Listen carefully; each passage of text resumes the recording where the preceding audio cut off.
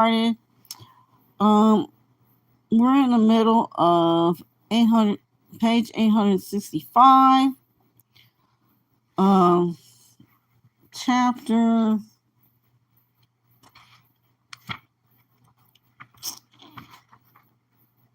8, the houses of healing. Um, from the Return of the King, Lord of the Rings trilogy by JRR Tolkien. And, oh, excuse me. I'm going to go ahead and I'm going to get started. But I'm going to go ahead and make myself disappear. Yep. And let's see. Again, I'm going to start where the middle is.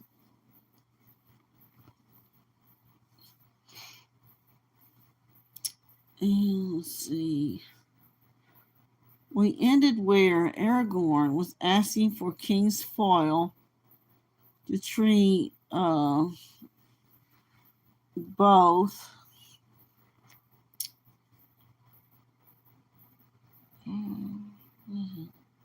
Is it Ewan and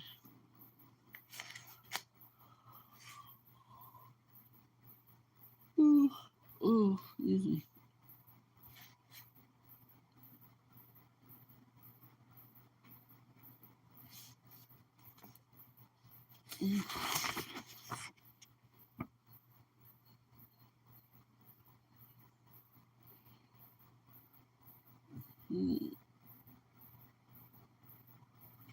This is Faramir. But anyway, let's go ahead and we'll go ahead and get started. Okay. When Ioreth was gone, Aragorn bade the other women to make water hot. Then he took Faramir's hand in his and laid the other hand upon the sick man's brow. It was drenched with sweat, but Faramir did not move or make any sign, and seemed hardly to breathe.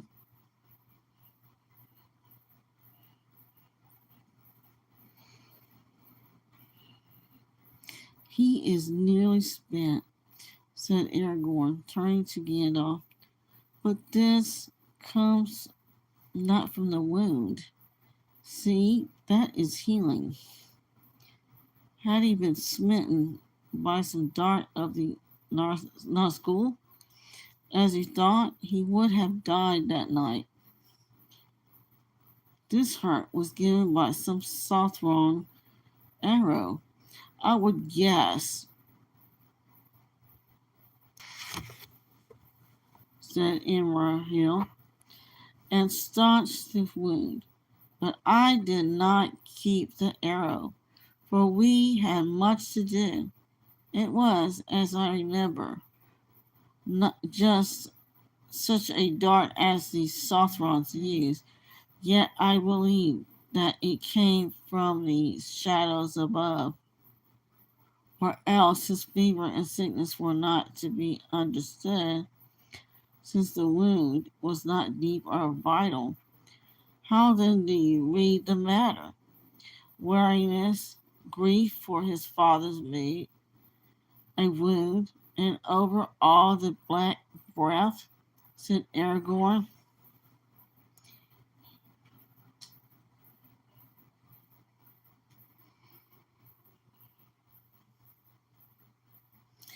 He is a man of staunch will, for already he had come close under the shadow before ever he rode to battle on the outlaws.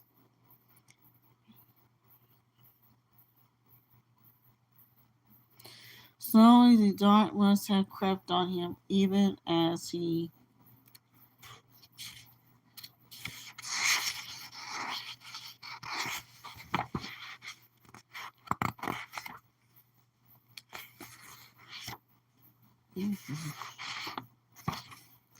fought and strove to hold his outpost. Would that I could have been here sooner. Thereupon the Earthmaster entered. Your lordship asked for Kingsfoil, as the rustics name it, he said, or Athalas in the noble tongue, are to those who know somewhat of the Azay Aronion or Kingsfoil, so long as you have some. Your pardon, Lord, said the man. I see you are a lore master, not merely a captain of war. But alas, sir, we do not keep this thing in the houses of healing, where only the gravely hurt or sick are tended, for it has no virtue that we know of, save perhaps to sweeten a foul air, or to drive away some passing heaviness. Unless, of course, you give heed to time rhymes of old days which women such as our good Iris still repeat without understanding. When the black breath blows and death's shadow grows and all lights pass, come Athilus, life to the blind and the king's hand lying. It is but a doggerel, I fear, garbled in the memory of old wives. In meaning I leave to your judgment, if indeed it has any. But old folks still use an infusion of herb for headaches. Then, in the name of the king, go and find some old man of less lore and more wisdom who keeps some in his house, cried Gandalf.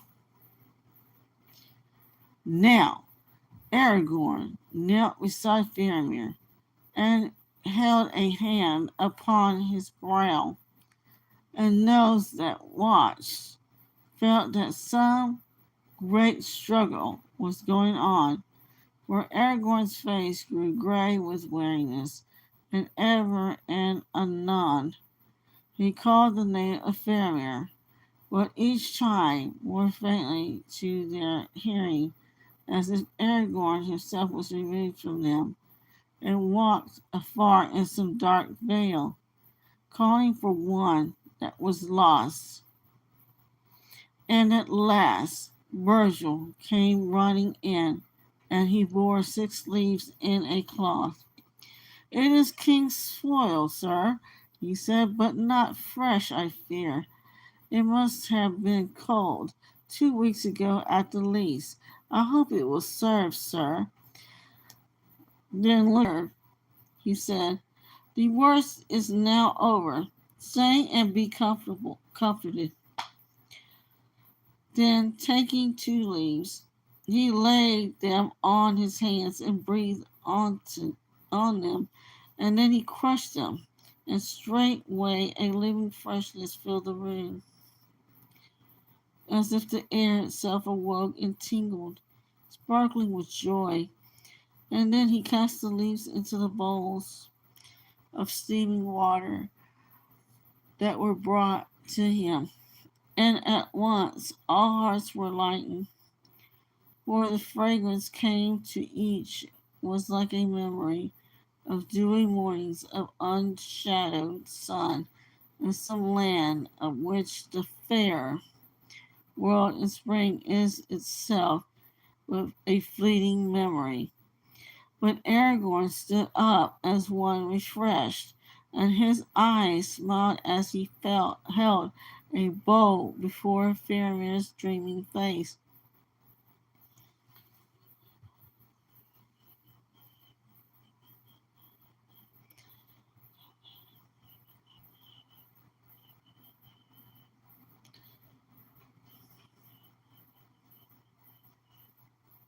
Suddenly Faramir stirred.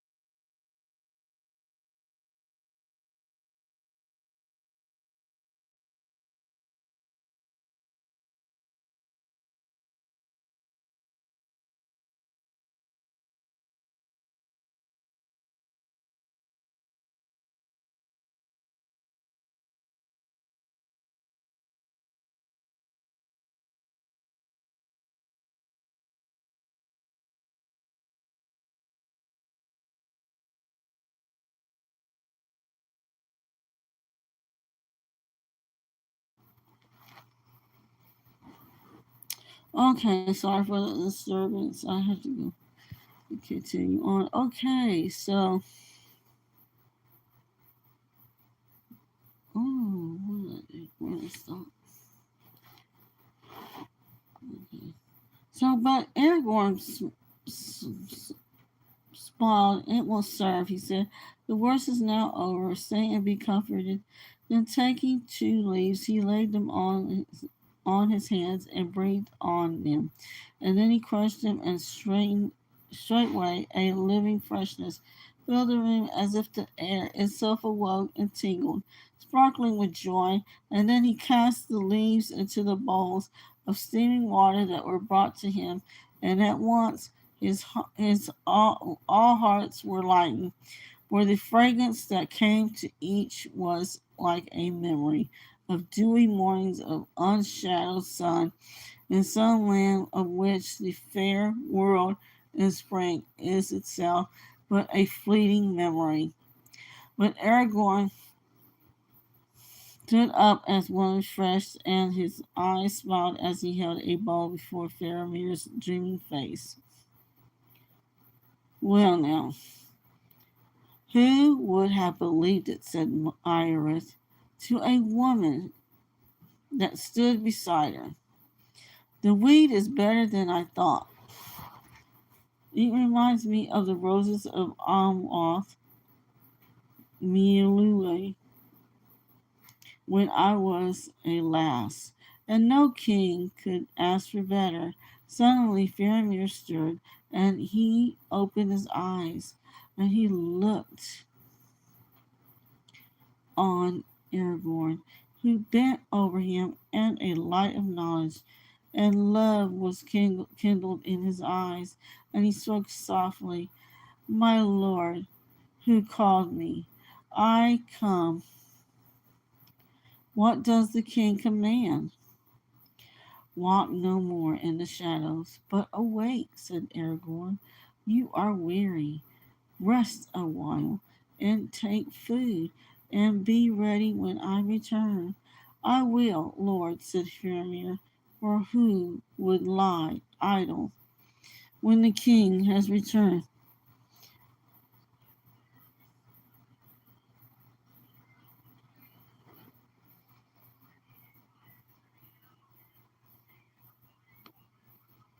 Ron and his son remained behind, unable to contain their joy as he followed Gandalf and shut the door. Pippin heard Iris exclaim, King, did you hear that? What did I say? The hands of a healer, I said. And soon the word had gone out from the house that the king was indeed come among them. And after war he brought healing, and the news ran through the city. But Aragorn came to Eowyn, and he said, Here is a grievous hurt and a heavy blow. The arm that was broken has been tended with due skill, and it will mend in time if she has the strength to live. It is the shield arm that is maimed, but the chief evil comes through the sword arm, and that there now seems no life, although it is unbroken. Alas, for she was pitted against the foe beyond the strength of her mind or body. And those who will take a weapon in such an enemy must be sterner than steel, if the very shock shall destroy them. It was an evil doom, and set her in his path. For she is a fair maiden, fairest lady of a house of queens. And yet I know not how I should speak of her. When I first looked on her and perceived her unhappiness, it seemed to me that I saw a white flower standing straight and proud, shapely as a lily, and yet new. yet it was hard, as if wrought elf rights out of steel. Or was it, maybe, a frost that had turned itself to ice, and so it stood, bittersweet, still fair to see, but stricken.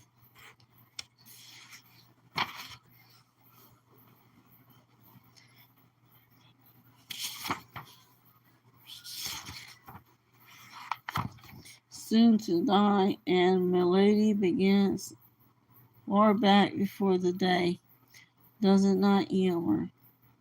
I marvel that ye should ask me, Lord, he answered, for I hold ye blameless in this matter, as in all else, yet I knew not that Eowyn, my sister, was touched by any frost, until she first looked on you.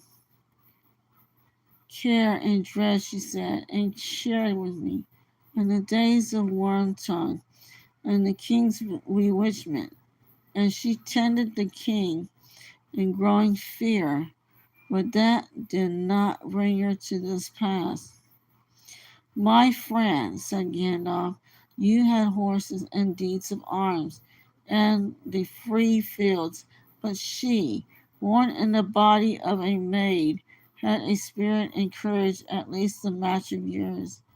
Yet she was doomed to wait upon an old man, whom she loved as a father, and watched him falling into a mean, dishonored dotage, and her part seemed to her more ignoble than that of the staff he leaned on.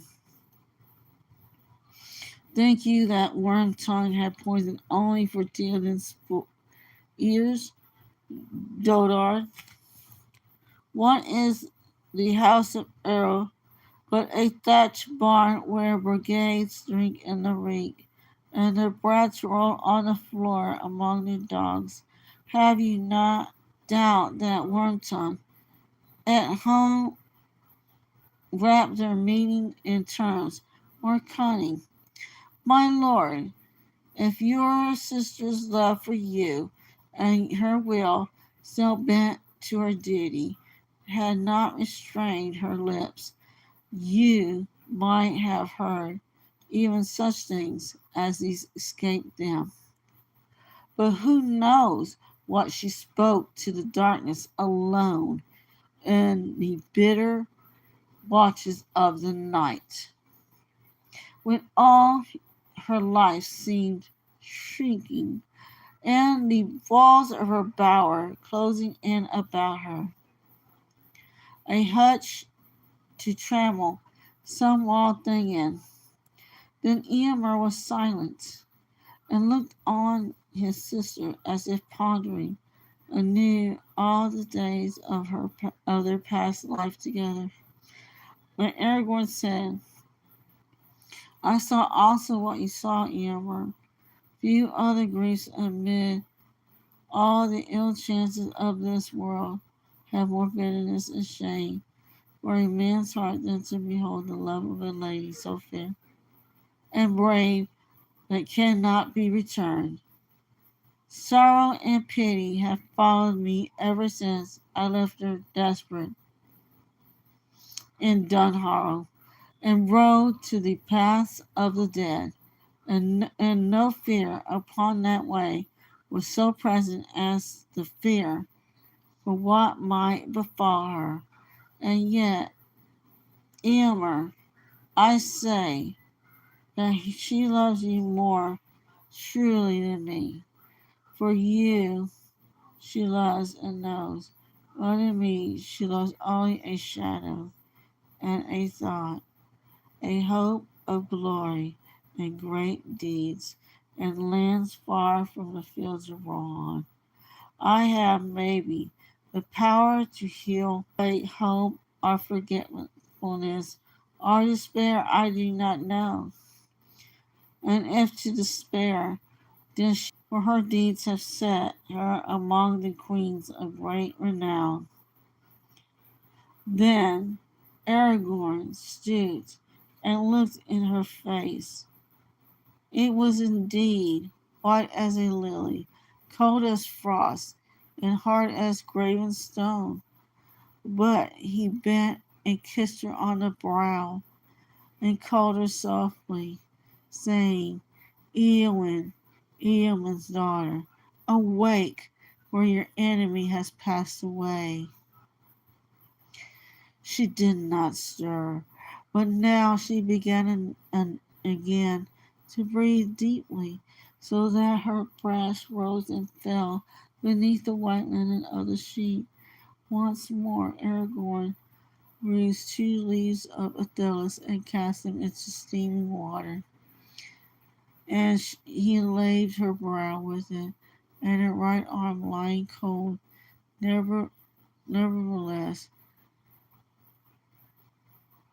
nervous on the coverlet. Well, then whether Aragorn had indeed some forgotten power of Westernness, or whether it was but with his words of the Lady Eowyn that wrought on him, as the sweet influence of the herbs stole about the chamber, and seemed to those who stood by that a keen wind blew through the window, and it bore no scent, but as an air wholly fresh and clean and young, as if it had not before been breathed by any living thing, and came new made from snowy mountains, high beneath a dome of stars on, said Aragorn again, and he took her hand in his and felt warm with his life returning. Awake, the shadow is gone, and all darkness is washed and clean. And then he laid her hand on Eomer's and stepped away. Call her, he said, and he passed silently from the chamber.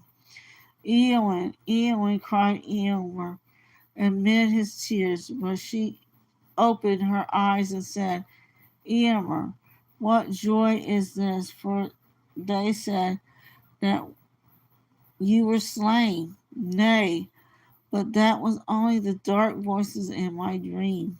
How long have I been dreaming? Not long, my sister, said Eomer, but think no more on it. I am strangely weary, she said. I must rest a little.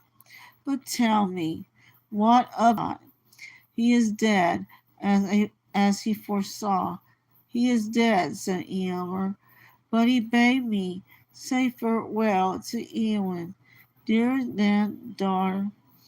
He lies now in great honor in the citadel of Gondor.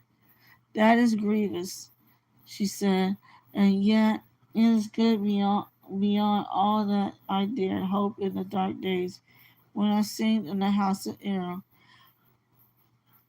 was sunk in honor less than any shepherd's cot. And what of the king's squire, the halfling Eomer? You shall make him a knight of the Rittermark, for he is valiant. He lies nearby in this house. I will go to him, said Gandalf. Eomer shall stay here for a while, but do not speak yet of war or woe until you are made whole again. Great gladness it is to see you wake again to health and hope, so valiant a lady. To health, said Eowyn. It may be so.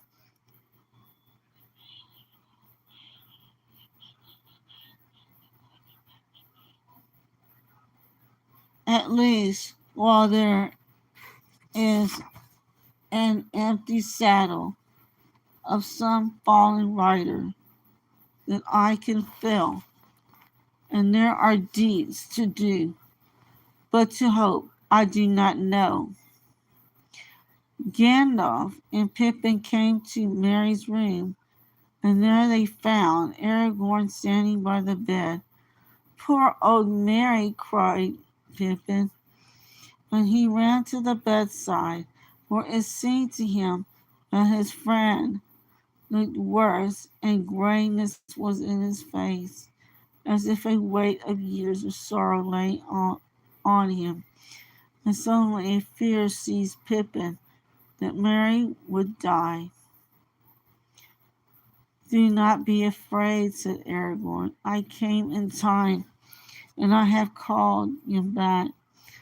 He is weary now, and grieved, and he has taken a hurt like the Lady Eowyn, daring to smite that deadly thing.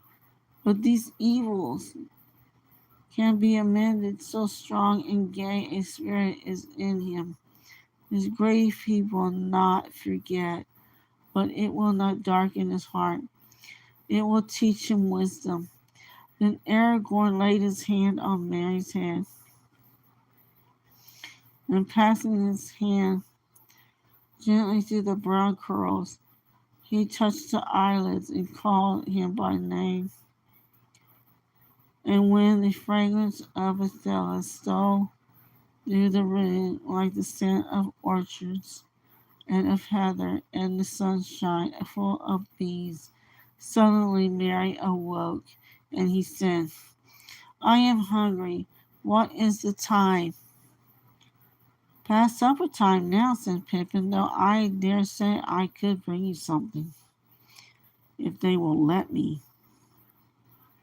"They will indeed," said Gandalf, "and anything else that this rider of Rohan may desire, if it can be found in Minas Tirith, where his name is in honor."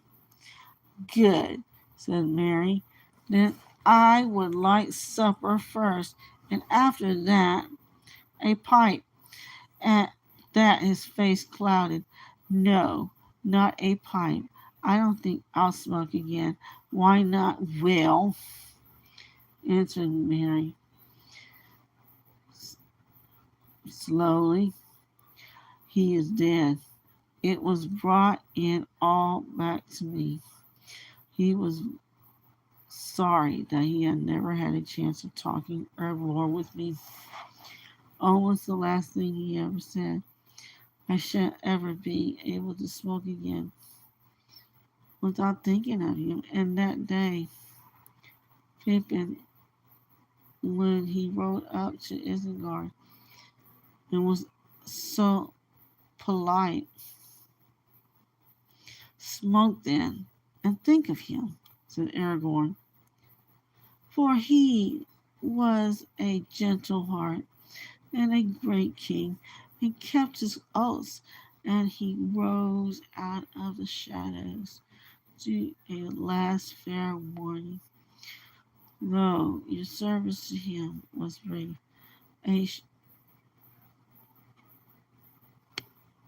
It should be a memory glad and honorable to the end of your days."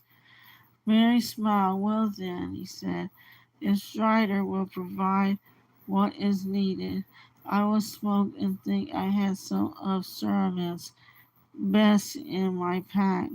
But what came of it in the battle, I am sure I don't know."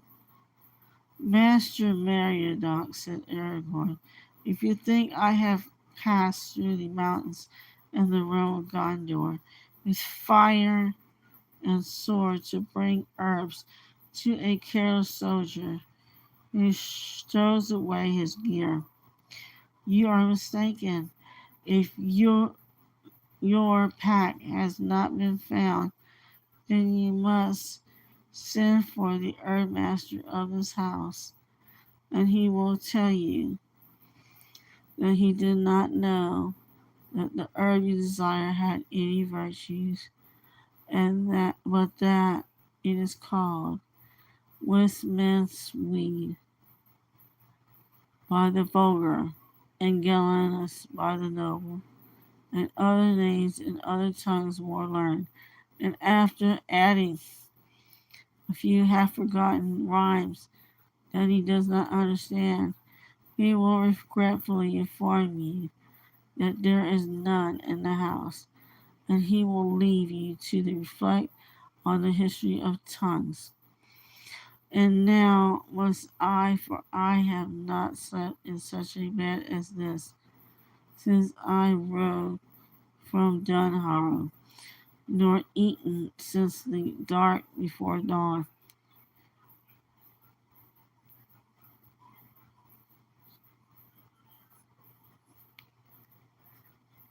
Mary seized his hand and kissed it. I am frightfully sorry, he said. Go at once. Ever since that night at Bray, we have been a nuisance to you. But it is a way of my people to use light words at such times and say less than they mean. We fear to say too much. It robs us of the right words when a jest is out of place.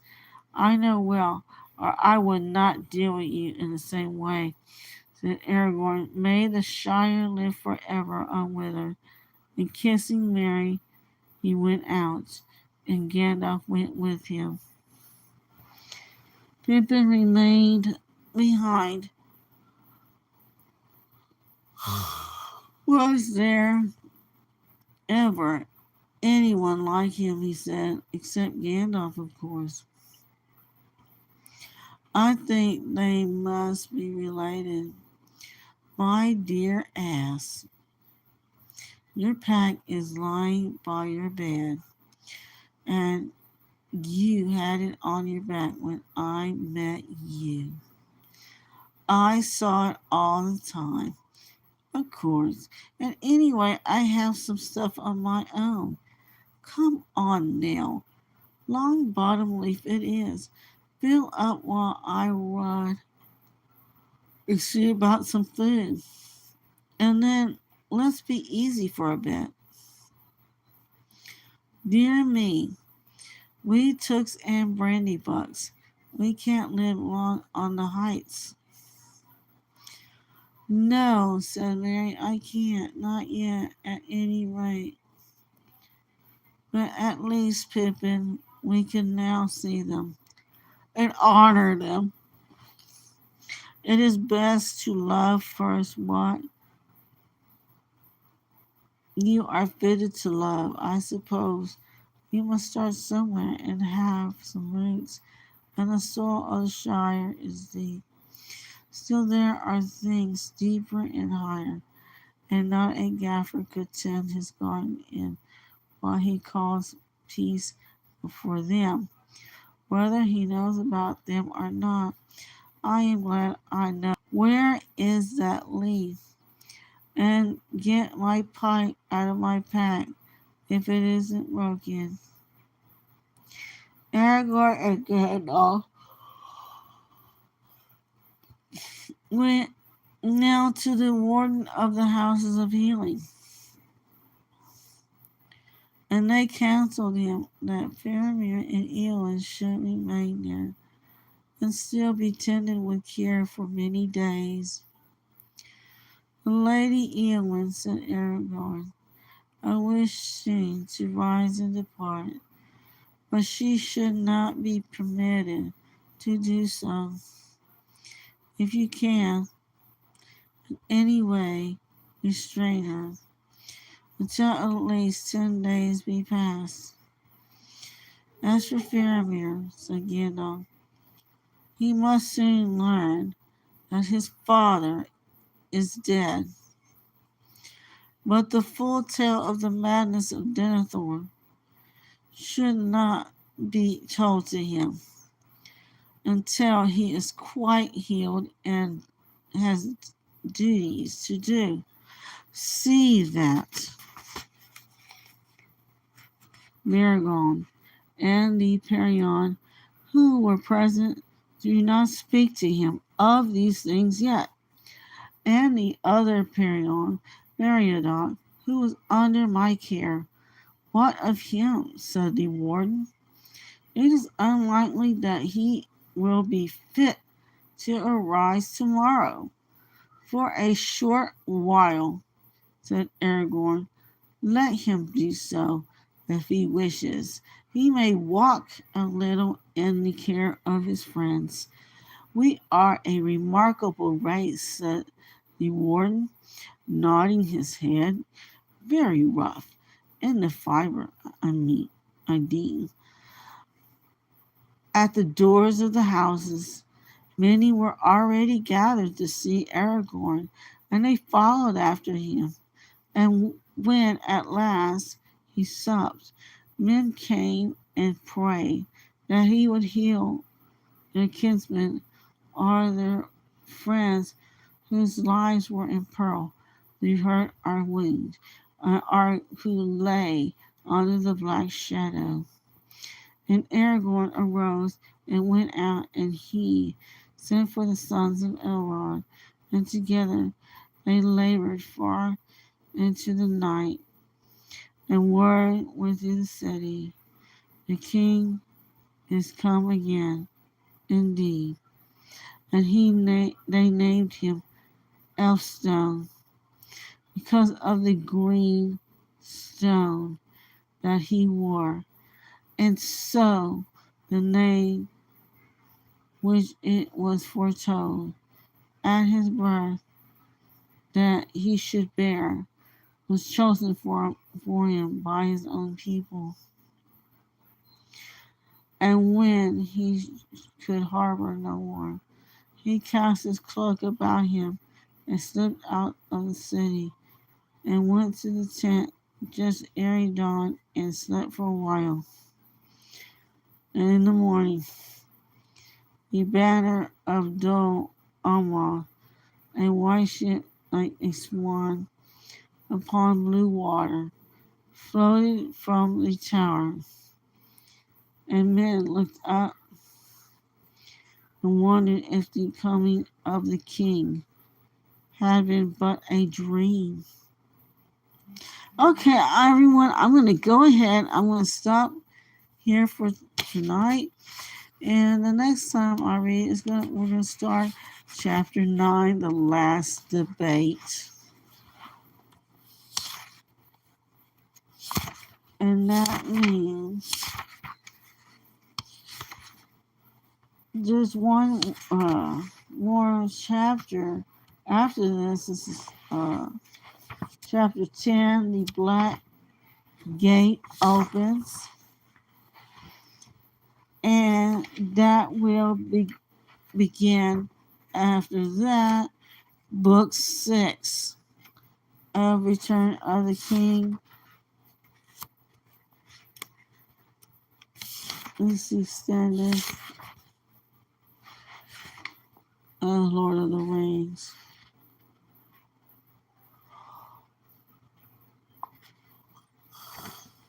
Cool. That would begin chapter 1, the Tower of Servants Ungul.